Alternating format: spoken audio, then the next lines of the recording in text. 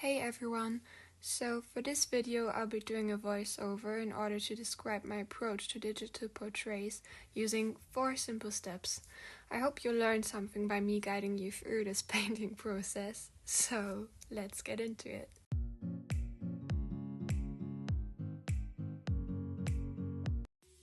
So beginning with step 1, which is the sketch, of course. Well, I mean, not of course, not everyone actually starts with a sketch. I know a lot of people who directly start by coloring, but for me, my preference is to always start by sketching because I really want to know where everything will go, like where the colors will go, and I just want to get down the right proportions already at the start, without later on having to put the focus on the proportions. I just want to get that down at the start. So I'm drawing this in Procreate, and you have many default brushes you can choose from in this app. You don't necessarily need to create your own brushes. You can if you want to, but I really think that Procreate has amazing brushes to choose from. So just choose a sketch brush and start sketching. And I would always recommend you to use a reference in this case. I mean, no matter your art style, it doesn't have to be like my art style, like very realistic. Even if it's like very different from mine, I would always recommend you to at least have one reference for like lighting or for maybe the pose you're choosing and stuff like that. And remember, with the sketch already, a portrait, the thing you're drawing, a human being, it doesn't have a 2D surface, it's 3D, so you have to consider that in your sketch. Yep, and yeah, you should really take your time for this stage. I mean, of course, the sketch shouldn't be taking too long, but just consider having down the right proportions, as I said. And prepare your drawing for the coloring stage, because that's what comes next.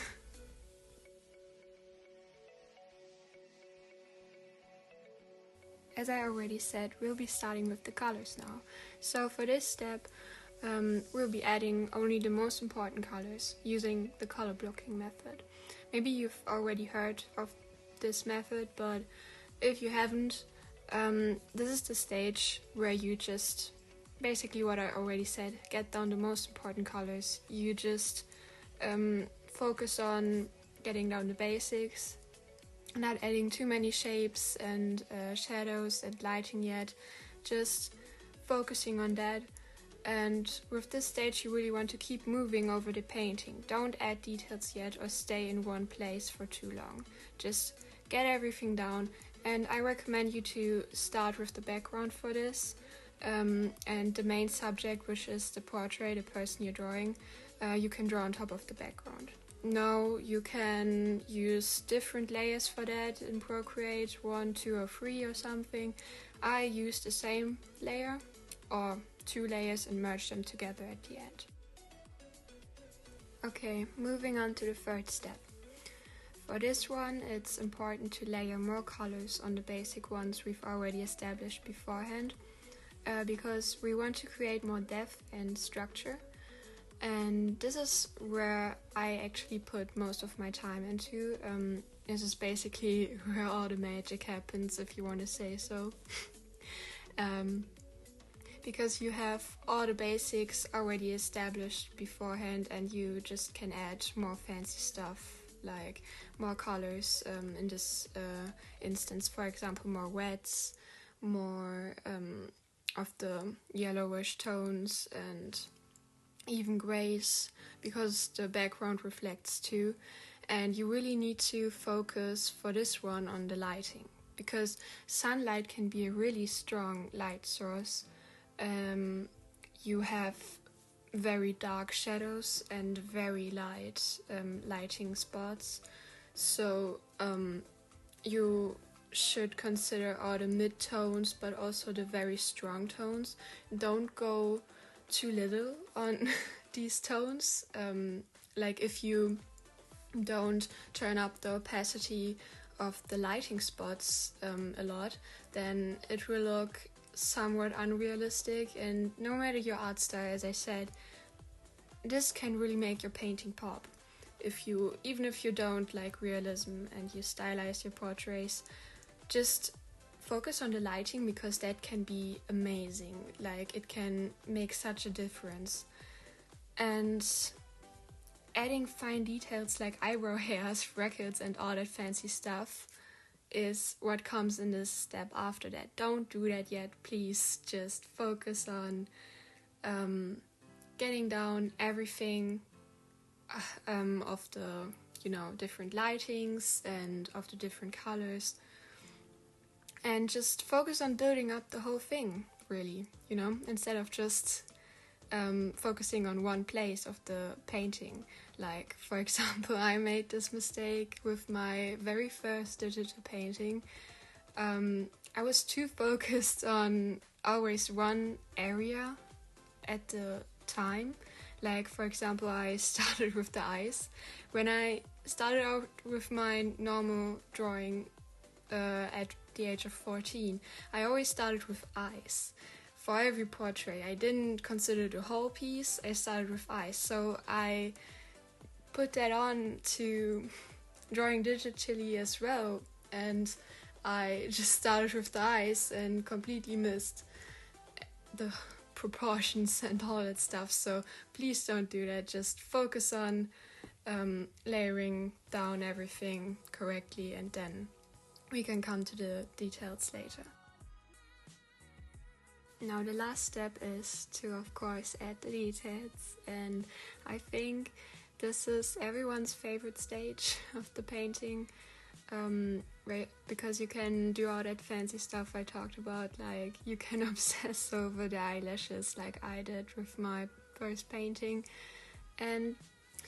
But before you do that, just focus on the skin structure for one more time, because since it's a larger part of the painting, it's very necessary for the overall look of the painting and the mood of the painting.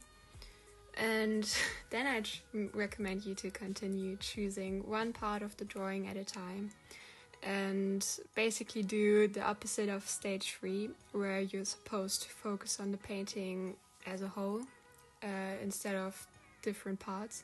So for this, you actually want to focus on different parts and pay attention to the details you find necessary. And this is according to your style. You maybe like a lot of details like I do with my type of style, but maybe your style isn't to add a lot of details, so just stay true to your style and don't just copy what I do if you don't want to, because this is not what I want. You should, of course, always evolve yourself. And still you shouldn't get too caught up on the details, because if you do, then you miss basically the whole purpose of this painting, which is to show your own style and don't just draw what you see on the photo. But don't get me wrong, if your style is photorealism, then of course that's your goal to basically replicate what you see. But for everyone else, just don't focus on too many details. And please just don't do this. Don't draw every single hair strand you see, because that doesn't look realistic and that also doesn't look stylized. That just looks bad, in my opinion. Just keep in mind that even hair has big shapes, and not like, even when you look at a person in real life, they don't have, you don't notice every single hair strand, so keep that in mind. And have fun with this stage. Add everything you want to the painting, add your own maybe signature like I did at the end of this painting, and have fun. Oh, and what I also wanted to add, I think I didn't mention this at the beginning, but after using the sketch brush in Procreate, I actually only used one other brush to draw the whole drawing, basically, which is just a very simple airbrush brush in Procreate, the soft one. And yeah, I really think that you don't need many fancy brushes to create a good looking picture. You can also just use one like I do. And yeah, I hope that helps. The video is coming to an end now, and so I just want to say thanks for watching. And I really hope this was helpful and that you can learn something from it. And again, this is just my own approach to digital portrait drawings, and yours could be very different, and that's still fine. That's amazing. I hope you have your own ways to drawing. But if you're a beginner and you wondered, how do I start this? This is so stressful. Then I hope that I really helped you. And if you enjoy content like this, I would be really thankful if you'd subscribe to my channel, and if you like this video, since I'm just starting out on YouTube and I can really need any support. So maybe if it's possible, hit the share button and just share this with someone you know that could be interested in watching this tutorial. And well, see you then.